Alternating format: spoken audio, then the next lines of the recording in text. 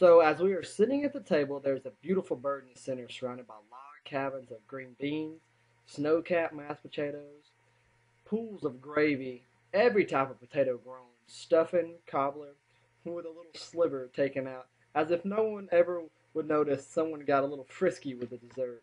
Then I have Mama, who is trying to get us all to remember all the great things about the family. At the same time, I have one of the twins on each side of me, pulling my arm. Meanwhile, having the largest migraine I've ever had. Cody, think. Think, Cody. How can we stop this? What is one topic that will get all the hardest to shut up? Oh, I got it. Hey, Danny Ann, tell me about James. Now, James is my granddad, on my dad's side, who I have never met.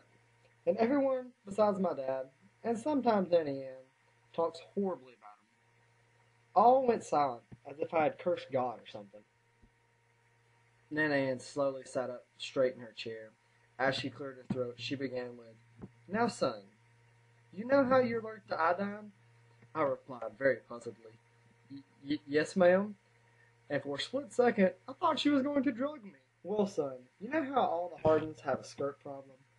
As she let out a slight smile from the corner of her mouth. Then the pressure sank like the Titanic.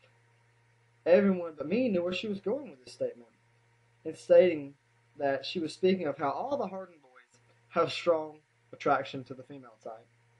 Also, how easily it is for the females to persuade us to do very stupid things. Me and James ain't been married long, and I already had your daddy.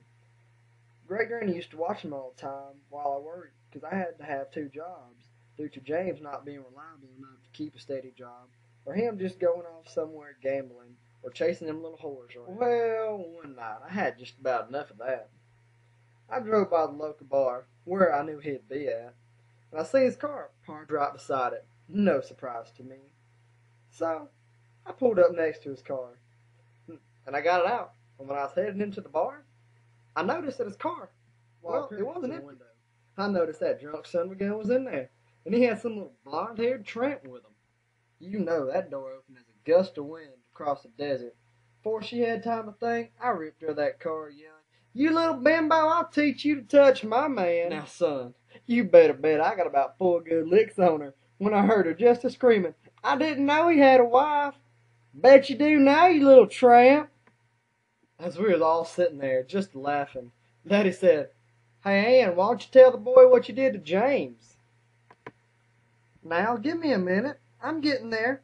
Well, after I'd gotten some of my frustration out on her, I remember James was sitting in there in the car. I just dropped her to take care of him. He had a bottle of Old Thompson sitting in the seat beside him. Now, your Nana Ann, she ain't stupid. I snatched that bottle up and gave him one right across the side of the head.